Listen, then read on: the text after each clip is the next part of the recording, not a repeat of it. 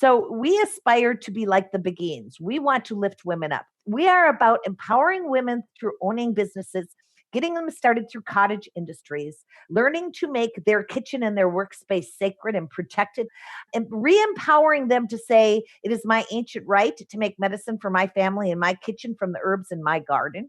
If you've wanted yet feared to do work that is weird, this is the show you just need to hear. I'm going to take this one back to the Occupy movement, October 2011. It involves protest, sort of goes unsaid, but it also involves something I love, pizza. You see, when Congress approved pizza as a vegetable for school lunch programs, that's when my guest today, Sister Kate, decided if pizza was a vegetable, then she was a nun. And since her days in the Occupy movement, she now answers to a higher calling. Sister Kate sells cannabis-based products for her company, Sisters of the Valley. And she's grown the company into a $1 million global business. And Sister Kate and I also talk about her farm, where she lives and works with her fellow weed nuns.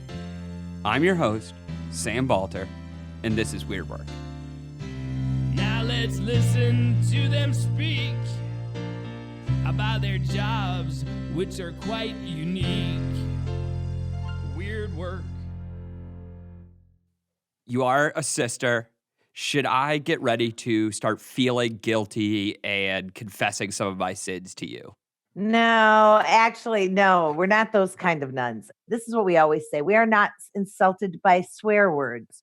We are not insulted by people self-medicating with their tobacco products. We are insulted by Citizens United. We are insulted by the Patriot Act. And the other nuns should have been more insulted by legitimized pedophilia than by people dropping an F-bomb here and there. So I'd love to know, when was the first time you dressed up like a nun? In October of 2011, when I went to the first Occupy event. And why did you dress up like a nun for that? Because Michelle Obama had just talked to Congress about how unhealthy our children's meals were. And Congress filibustered and then reunited a week later on taxpayer dollar to declare pizza a vegetable so that the pizza could count as a vegetable instead of junk food. And it was too much for me. When the US Congress declared pizza vegetable, I declared myself a nun. And you have to understand that at the time I felt like a nun. I was delivering cannabis legally through a collective to sick and dying people, and their Medi-Cal didn't pay for it.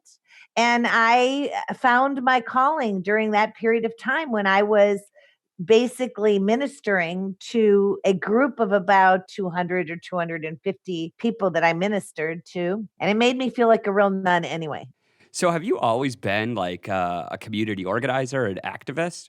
Oh, no. I was a horrible person in the business world. I was consulting for telecom, internet, energy companies, and I was helping their fat, white, old men get wealthier. So that is my sin. But that period that I spent in the corporate world taught me an awful lot. And I learned how to be bold and approach a business for the women. So I've taken all of those lessons and now I'm putting to a higher purpose. Do you personally subscribe to a religion? I have been pretty much practicing my own weird Wiccan / Jewish / Christian sort of spiritual belief since I was about 7 years old. I mean, by the time I was 7 years old and had 2 years in a Catholic school with the nuns, I knew that the nuns were serious women who got work done and the men were a bunch of playboys. I mean, you didn't have to be a genius to see that. So, but I did send my children to a Catholic school and church in the Netherlands. I was put on an assignment in Europe in 1998 when my children were like 4 and 3 and 1. And I went over to Europe for a decade and had my kids in the schools. But a Catholic church in the Netherlands is so much different than a Catholic church in Kentucky. And so, for example, the Catholic church and school that my kids were in was very enlightened. And they always did Catholicism light, where when I brought them back to America and we landed in Kentucky, it was like this horrifying return to the 1950s. What brought you back to the States? An ugly divorce. My husband had raided the business and helped himself to all the funds. And the average length of a divorce going through your sort of embassy in another country is like 3 decades. And so it was really to come home and bury the marriage. Oh, wow. Okay. Well, that's terrible. Sorry to hear that. Oh, I'm still litigating for the money. I've gotten half of it back. I expect to get more.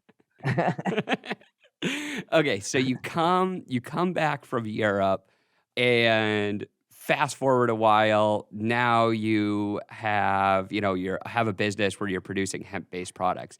How did you get to that point? Like, what did you do? What moved you towards starting that business? Well, the return to America was horrifying and upsetting because in the decade that I was gone, America became a whole different country.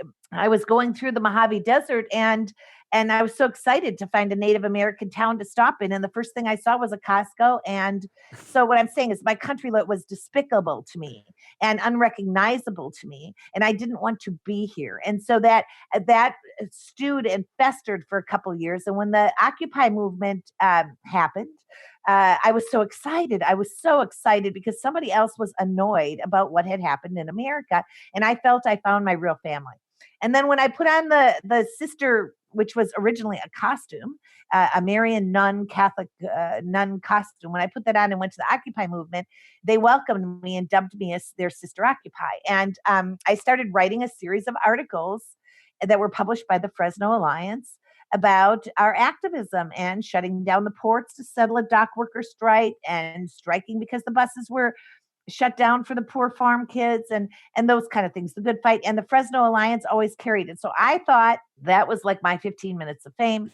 I was very happy with that. But what happened is over the next 3 years while I was out, people were asking me to formalize this. And it was hysterical to me because I'm like, you don't get it. I'm a lone activist, anarchist sister, and I'm trying to make a statement. And they said, you don't get it. We want to join you. If you formalize this, we would join you. So the pressure to create something got overwhelming at some point. And then I didn't want to create a religion because in my opinion, religions pick the pockets of the poor in order to make their own 1% rich. So there was like a 3-year debate along with a study to find out that, the average age of a Catholic nun, the average age is 80 years old. They have about 30,000 left when 30 years ago, there were 350,000 in this country. They are going extinct. Then you ask the question, where are the priests? The priests aren't allowed to play with the public because the insurance companies are calling the shots.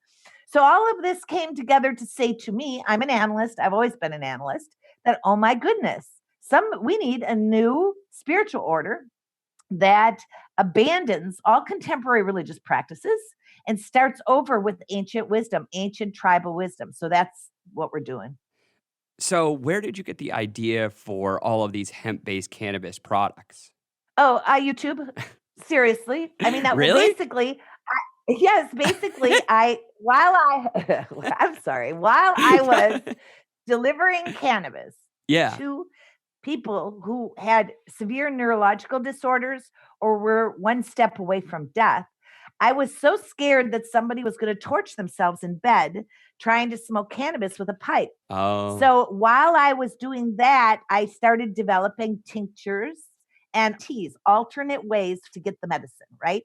But then after 3 or 4 years, I realized I was going to always be poor and that what I really needed to do, and when I say always be poor, it was because after 3 years of running the business, we were only making about $70,000 a year because we were dealing with dying and sick people whose Medi-Cal didn't pay for their cannabis. And once you get dying and sick people on your radar, you don't just forget about them. So we were pretty much giving away as much as we were selling. So this wasn't a high profit marijuana business. No, there was you no weren't way, like a no kingpin. way. So I decided that what I wanted to do was to make some products that I could ship around the world to bring outside money to the Central Valley. That's the only way to solve the poverty here. So I started experimenting with cannabis plants that won't get you high. There's high CBD, basically hemp, but I call it medical hemp because it's not industrial hemp. It's medical hemp. It's grown just like cannabis that you smoke to get high, and it looks the same and smells the same, but it's really hemp because it won't get anybody high. And I went on YouTube and I listened to like 5 doctors tell me how to make a cannabis salve. And then the top ingredients between all of the 5 doctors who gave their little spiel became my ingredients, except with my plant, my CBD. I already had developed some tinctures, drops, and teas that were quite popular with people who knew me around here. So I had some experience with it, but seriously, we now sell for about $40,000 a month of just the topical salve. And people laugh at me when they say, "How did you get your recipe?" And I say, "From YouTube," because that's the truth. So, just for a little bit more clarification for listeners, what is kind of the difference between CBD marijuana plants and kind of your regular run-of-the-mill marijuana plants? Well, there's two compounds in the cannabis plant that are popular and have been identified. I say that because I understand from scientists there's 121 other compounds we just don't know about them, healing compounds. But the two popular ones is THC, that's what gets you high, and CBD, which is the aspirin-like pain relieving and curative part of the plant. What's happened is over the last 20 years, breeders have been able to breed together high CBD with high CBD.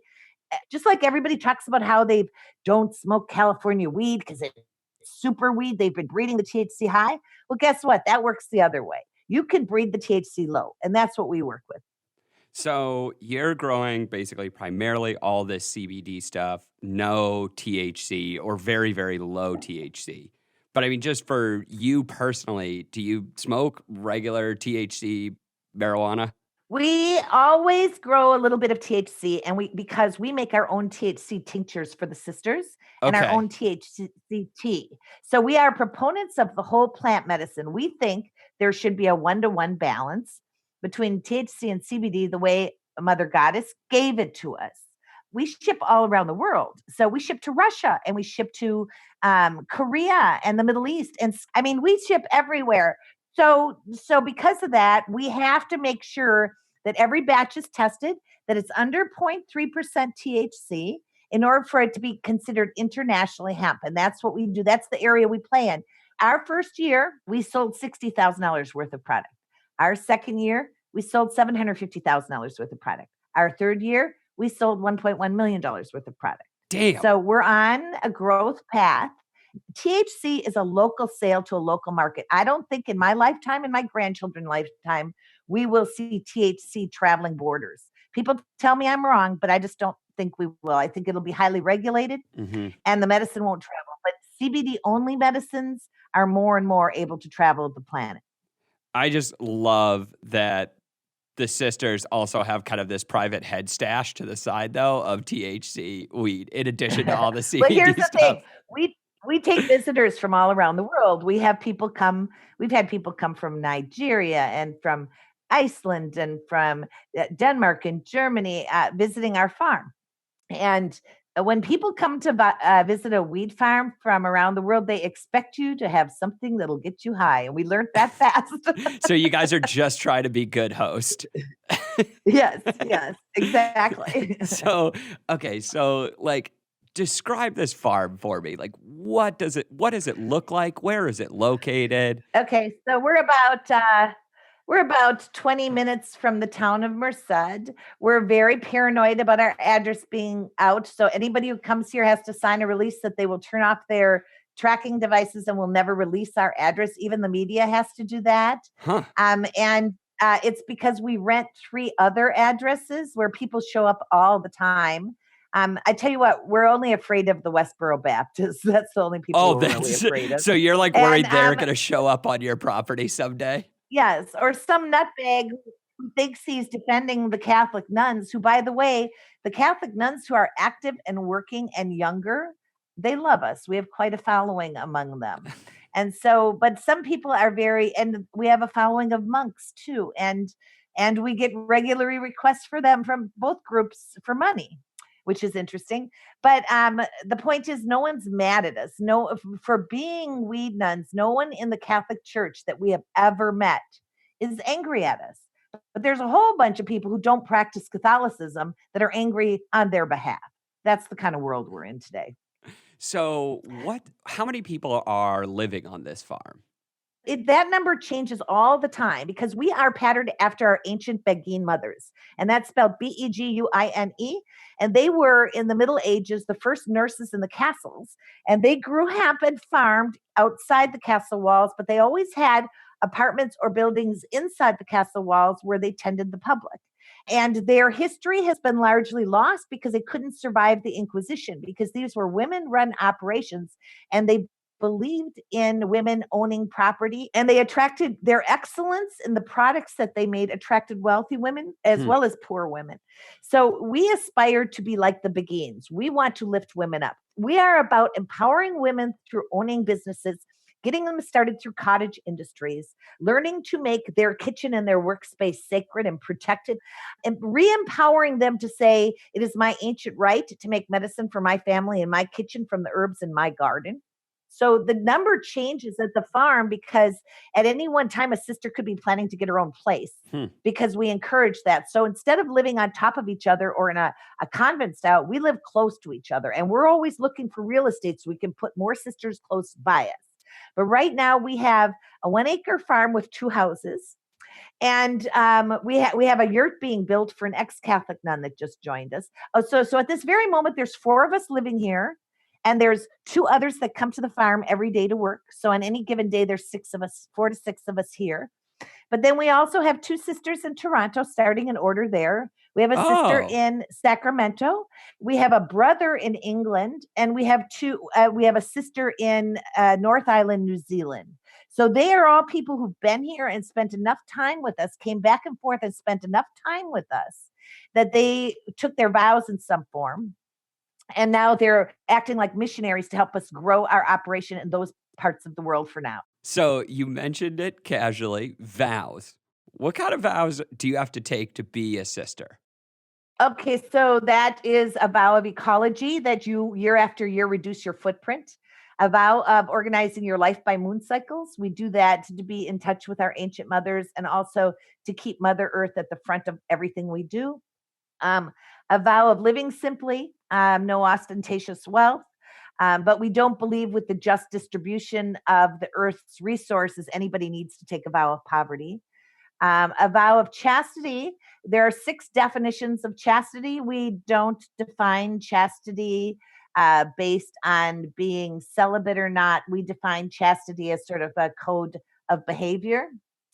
And we privatize our sexuality. So no sister will ever talk about that. And no one will ever know, looking at our pictures, whose kids are whose or what, because that's part of our vow of chastity, is just privatizing our sexuality. So, like, what are some of the ceremonies that take place in the process of creating some of these products? We feel that we need to respect a plant that has been disrespected so much for 100 years. It's like a pendulum swing. We don't work with the medicine without our heads covered, ever. Because that is a sign of disrespect to the plant and the medicine. We don't move medicine without saging and praying over it, ever. The things we've always done is we don't start making medicines without blessing of the kitchen. We don't let the medicines go out the door without a blessing of the packages before they go out the door. We have the blessing of the tools. We have special holy soap that we use that has frankincense, myrrh, and cannabis oil in it to wash our hands before we make our medicine. We have ceremonies when we finish a batch. We have ceremonies when we start a batch. We have ceremony last night for the new moon, which is a fire circle and a meditation. I always say new moons are for the women and full moons are for the tribe. Every full moon, that's 12 times a year, we have a feast and a party and a spiritual ceremony by the fire. Can I ask what's potentially a stupid question? No, there are no stupid questions when you're dealing with weed nuns. What's the focus on the moon cycles? It really doesn't mean anything more than the fact that we are connecting to our ancient mothers who in the year 400, 500, 600, 700 in the castles of the Middle Ages were the nurses. And they didn't have clocks. They didn't have time. So we believe they would have made their medicines. A tincture, when we set a tincture and you set it by a new moon and then you have to turn it every day for 2 weeks, it comes out by the full moon. That's sort of everything kind of moves in like that flow when you're making homemade medicines. Yeah. And so we believe our ancient mothers would have. But right from the beginning, I knew I wanted to do it by moon cycles for 2 reasons: to connect us as a meditation to our ancient mothers, but also it's about the planet. Anything about the planet has to be the forefront of our consciousness. Because I often think about it as like we've moved into this time where we totally ignore the natural cycles in terms of business and production and things like that. And it seems like you're making a really conscious effort to return to kind of a time before we destroyed the planet? Our ancient mothers possibly prayed that the spring will come sooner, which is ridiculous. We wouldn't waste any effort praying for spring to come sooner.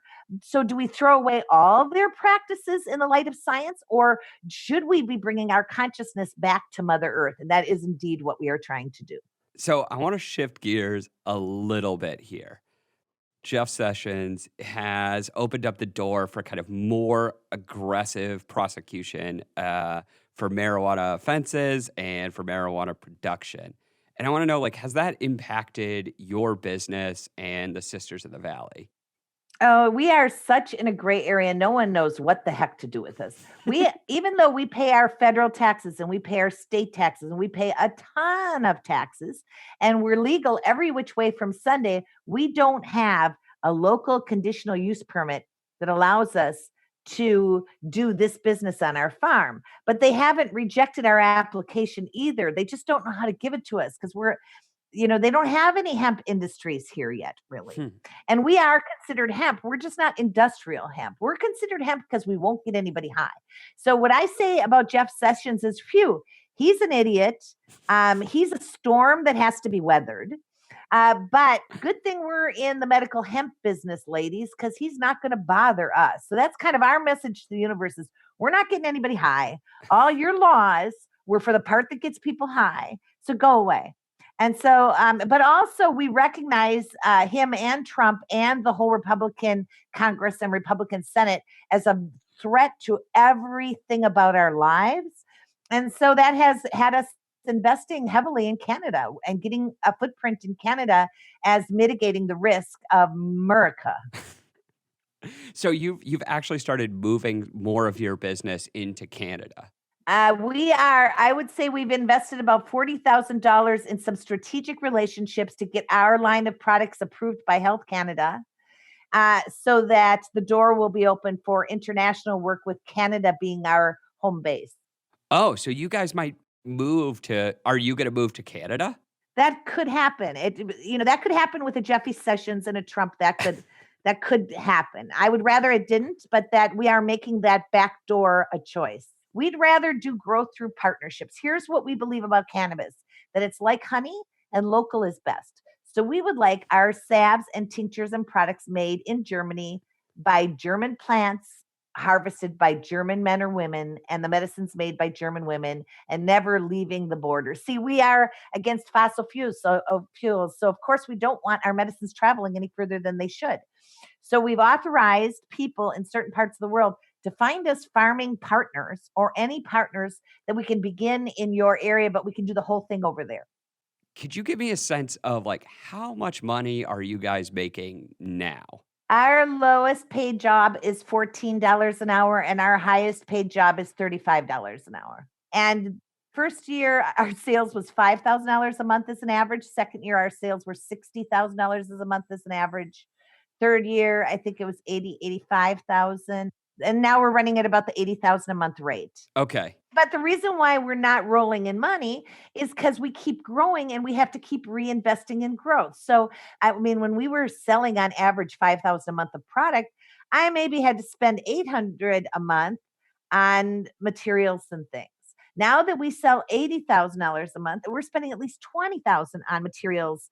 And as we launch wholesale, in order to launch wholesale and supply stores, every extra penny goes into, besides what we finance for Canada, every extra penny goes into bigger and bigger batches.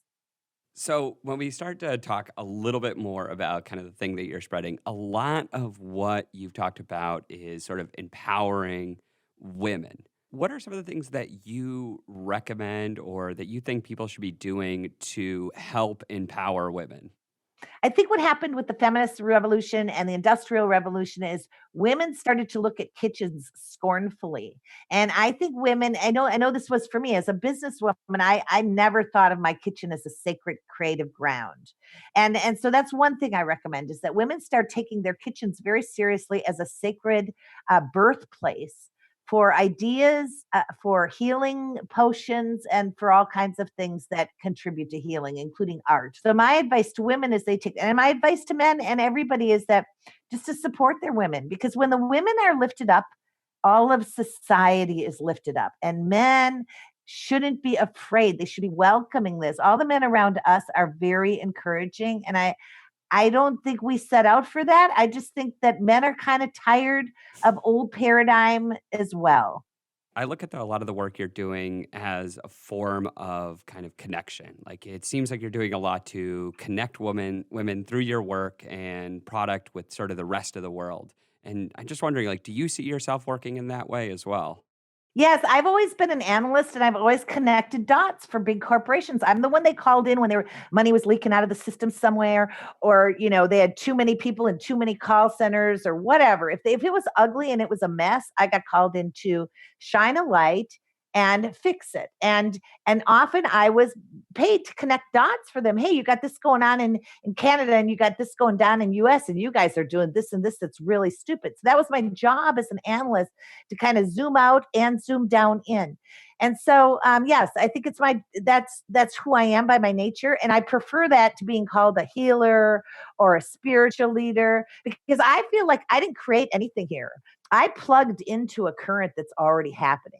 This is happening. The ex-Catholic nun that just arrived here January 1st has been practicing new moon and full moon ceremonies with the natives since she left the Catholic convent 10 years ago.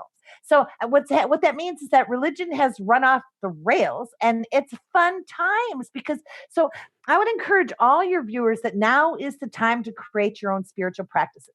And then I would warn you that you're going to take a lot of pushback from your family and your friends, because once they realize that you're trying to get in touch with your spirituality, that's frightening to people.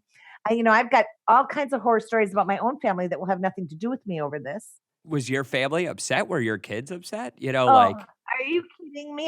Yes, my kids, oh my God. If I showed up at high school with my habit on, my kids would just be on me forever about it. So I had to learn to do the quick change in the back of the parking lot before I picked up my kids up at school.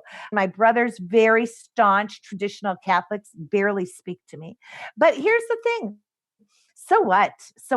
And that's what more people have to see. And those of us that are envisioning a new paradigm and willing to, take the bruises and lumps that come along from being a leader to the new paradigm, and realizing we don't have all the answers. We're just plugging into a new age energy, and we're okay with seeing where it leads us, because we know where the old stuff led us. And so we're increasingly divided. Also, I see that division as the people in the old paradigm need certainty more than the people who are leading in the new paradigm. So here we've got this clash going on. And my advice to people is say so what and walk away and follow your dream into the new paradigm. It's going to be well worth it. Hell yes. I love that sentiment. I mean, like for me, I grew up with my dad grew up kind of like Orthodox Jewish, and my mom grew up like staunch Catholic. And neither side of the family liked the other side. You know what I mean? Like the Catholics hated the Jews. The Jewish family was not happy about a Catholic wife. Like everything was bad. And you know what that tells me? Yeah. It was a family of people who needed certainty more than they needed love. And that is an old paradigm. We have to walk away from a paradigm where we need certainty more than we need love or compassion. Well, I'm joining up on your tribe then. I think that's a much better route to go personally. I like your idea much better. It's family dinners would be a lot more fun. Exactly. And that's what we're seeing now. And that's, I guess, the way I have to look at it to understand it. Well, I think this has been so much fun for me. It's been a blast talking to you. You are absolutely incredible. Like the work you've done is amazing. Well, thank you. Thank you. I've enjoyed this as well, too. You're very enlightened. New age. If you ever get a chance to visit our farm in California, you should come for a moon ceremony. They're stunning. People come from all over to join them. I'm invited. I can come out? Yes, of course. Okay, I'll bring someone. The next time I come out to California, I'll bring someone and we'll try and come to the valley. Wonderful. I would love that.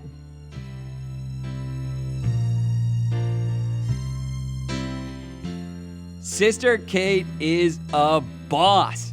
Seriously, she's incredible. We've been getting some pretty interesting guest ideas from listeners. And all I have to say is keep them coming. I can't wait to start talking to these people. If you like the show, if you love the show, If you only kinda like the show, be sure to subscribe in iTunes, Spotify, or wherever you're getting your podcasts these days. And you can follow us on Facebook and Twitter @WeirdWork. As always, I'm your host, Sam Balter, and stay weird, you beautiful unicorns.